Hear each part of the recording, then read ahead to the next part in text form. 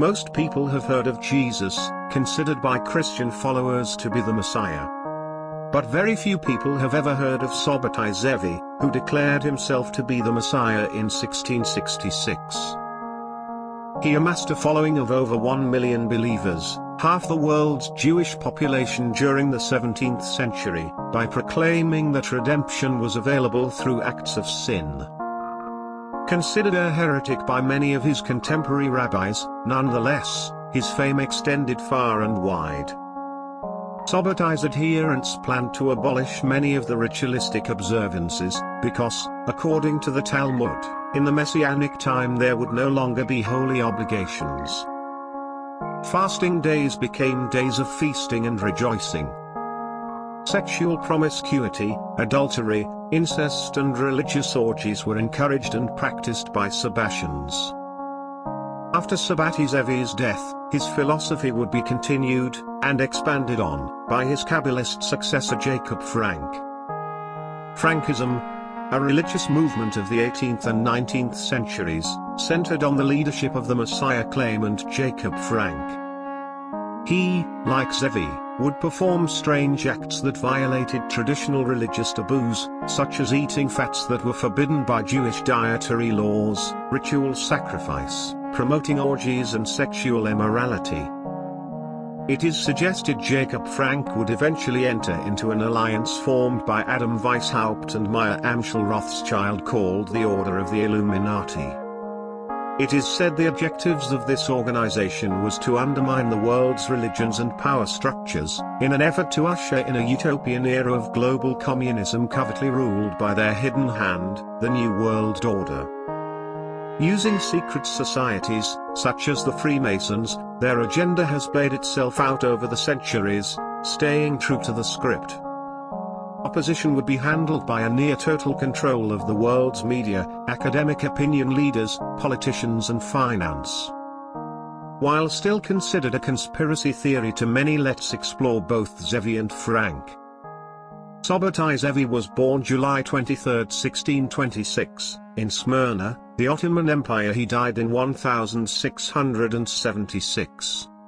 He was considered a false messiah who developed a mass following and threatened rabbinical authority in Europe and the Middle East. Earlier on, as a young man, he steeped himself in the influential body of Jewish mystical writings known as the Kabbalah. He had extended periods of ecstasy, and his strong personality attracted many disciples.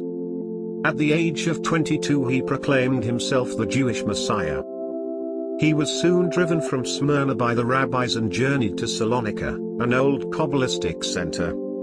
He then went on to Constantinople. There he encountered a well-known and persuasive Jewish preacher and Kabbalist, Abraham Hayakini, who possessed a false prophetic document affirming that Sabbatai was the Messiah.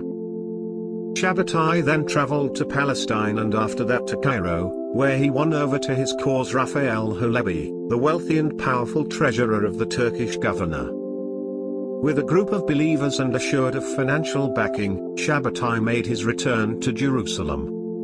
There, a 20-year-old student known as Nathan of Gaza assumed the role of a modern Elijah. In this traditional role of forerunner of the Messiah, Nathan ecstatically prophesied the imminent restoration of Israel. World salvation was to come through the bloodless victory of Sabbatai, riding on a lion with a seven-headed dragon in his jaws. In accordance with millenarian belief, he cited 1666 as the apocalyptic year. Threatened with excommunication by the rabbis of Jerusalem, Sabbatai returned to Smyrna in the autumn of 1665, where he was widely acclaimed. His movement spread to Venice, Amsterdam, Hamburg, London, and several other European and North African cities. At the beginning of 1666, Sabbatai went to Constantinople and was imprisoned on his arrival. After a few months, he was transferred to the castle at Abydos, that became known to his followers as Migdal Oz, the Tower of Strength. In September, however, he was brought before the Sultan in Adrianople and, having been previously threatened with torture, became converted to Islam. The placated Sultan renamed him Mehmed Effendi, appointed him his personal doorkeeper, and provided him with a generous allowance. All but his most faithful or self-seeking disciples were disillusioned by his apostasy. Eventually, Shabbatai fell out of favor and was banished, dying in Albania. The movement that developed around Shabbatai Zevi became known as Sabbateanism. It attempted to reconcile Shabbatai's grandiose claims of spiritual authority with his subsequent seeming betrayal of the Jewish faith. Faithful Shabbateans interpreted Shabbatai's apostasy as a step toward ultimate fulfillment of his messiahship and attempted to follow their leader's example. They argued that such outward acts were irrelevant as long as one remains inwardly a Jew. Those who embraced the theory of sacred sin believed that the Torah could be fulfilled only by amoral acts representing its seeming annulment.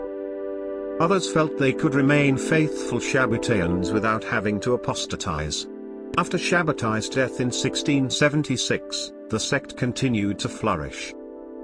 The nihilistic tendencies of Sabbateanism reached a peak in the 18th century with Jacob Frank, whose followers reputedly sought redemption through orgies at mystical festivals. Frank addressed his followers, "I came not to elevate your spirits, but to humiliate you to the bottom of the abyss, where you can get no lower, and where no man can rise from by his own forces, but only God can pull him with his mighty hand from the depth." By abyss he meant particularly sexual rituals that included sacred orgies with just a touch of incest. The sexual adventures reached the ears of the senior rabbis of Poland, after the Frankists held a rough sexual ceremony. The Frank sect had gathered in the mornings in an inn of one of their own, closed all the windows in secrecy, and took the rabbi's wife. A beautiful and promiscuous woman, sat her down naked in a palanquin, placed a Torah crown upon her head and danced around her, playing instruments, falling on her and kissing her, while calling her mezuzah. The main concept in Sabbatean theology was relying on the concept that after Shabbatai Zevi entered the Jewish arena, the Messianic era has started. In this new world, everything was turned upside down, the old law was cancelled, all the do not laws became do laws, even strong prohibitions such as incest. The Sabbatean used to bless each other with this twisted verse, "Blessed art thou, Lord, who cancels and allows the prohibitions." Jacob Frank, original name Jacob Leibowitz, was born 1726, in what is now Ukraine.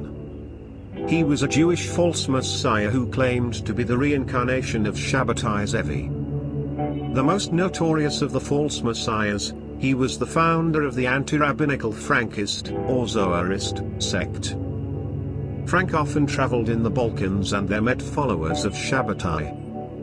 He was an uneducated visionary, who appealed to many who awaited the resurrection of Shabbatai. In about 1751 he proclaimed himself the Messiah and 4 years later, in Poland, formed a sect that held that certain elect persons are exempt from the moral law. This sect abandoned Judaism for a higher Torah, Jewish law, based on the Zohar. The Zohar is considered the most important work in the Kabbalah, the Jewish mystical movement. Hence its members also called themselves Zoharists. According to the Shabbateans, it is written in the Talmud that through human effort the day of salvation by the actual Messiah can be brought closer. According to them, this could mean that everyone should be good or that everyone should be bad. By the Talmud, however, everyone cannot possibly be good. They therefore chose that everyone should be evil by doing as many sins as possible. The Shabbateans therefore occasionally blessed each other with the twisted verse, "Blessed are you, Lord our God, who makes forbidden things permissible." Their practices, including orgiastic, sexually promiscuous rites, led the Jewish community to ban them as heretics in 1756. They were protected by Roman Catholic authorities, who saw in them a means of converting the Jews. During the 18th century, other small Sabbatean groups were founded by the dozens and hundreds, and some entire communities turned Sabbatean. In order to defeat this threat, the rabbinical authorities declared a war against the Sabbateans, using whatever they could, including their strongest weapon, excommunication. The ban declared that we shall not rent a house to or from them, we shall not buy from them or sell to them, we shall not teach their children, nor bury them nor circumcise them.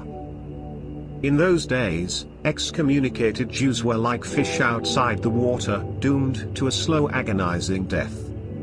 Fearing starvation and freezing, the 2,000 Jews turned to the church seeking for help.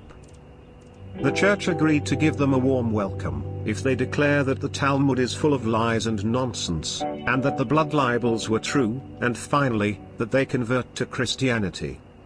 The Frankists debated with representatives of the rabbinate and claimed that the Talmud, the rabbinical compendium of law and commentary, should be discarded as blasphemous. They were also partly responsible for the revival of the canard that the Jews use Christian blood for Passover rituals. In the meantime, to preserve his following, Frank publicly committed his supporters to mass baptism and was himself baptized. Frank inspired his followers by stating that salvation could only be achieved through a strange mixture of Christian and Sabbatean beliefs. Frank's cult was notorious for sexual promiscuity and was accused of adultery and orgies. The Sabbatean Frankists sought to invert traditional Jewish Christian values, including the Ten Commandments, restrictions on debauched sexuality, man's dominion over the environment and so on. I suppose most any civilization will eventually grow contemptuous of its stern founding virtues. Sabbatean Frankism's resonance is part of a cycle where civilizations grow complacent and ultimately self-destructive. The theology of Sabbateanism represents an Achilles heel in Judaism. In traditional Jewish theology, cumulative acts of righteousness will eventually bring the Messiah. However, the Sabbatean interpretation uses isolated biblical quotes to support the opposite conclusion. Sabbateans reason that it would be easier to accelerate chaos and utterly destroy civilization than to try and perfect it. Once they debauch the Judeo-Christian faiths and ruin the world, God would be forced to start the Messianic age to save it. Jewish theology has a strong Messianic expectation, teaching that a Savior will come to help the Jewish people fulfill their ultimate destiny. Unfortunately, many people throughout the history of Jewish religion have played on that expectation for their own gain. This movement evolved into a secret, yet influential sect of Muslim Jewish converts called the Dome. The Sabbateans and the Dome embraced the theory of sacred sin. They believed that the Torah could be fulfilled only by amoral acts representing its seeming annulment. So, I will finish with a couple of last questions. The most elementary of which is, why? Why are so many Jewish men currently in the news in connection with sexually predatory behavior? What is it about these rich and influential people that pushes them over the edge? Why is it that so many of those accused in the Me Too movement of sexual harassment in Hollywood are Jewish? As an extremely high number of powerful Jewish men have been accused of sexual misconduct. So, is this sacred sin thing still in play? This is just something to consider during dinner.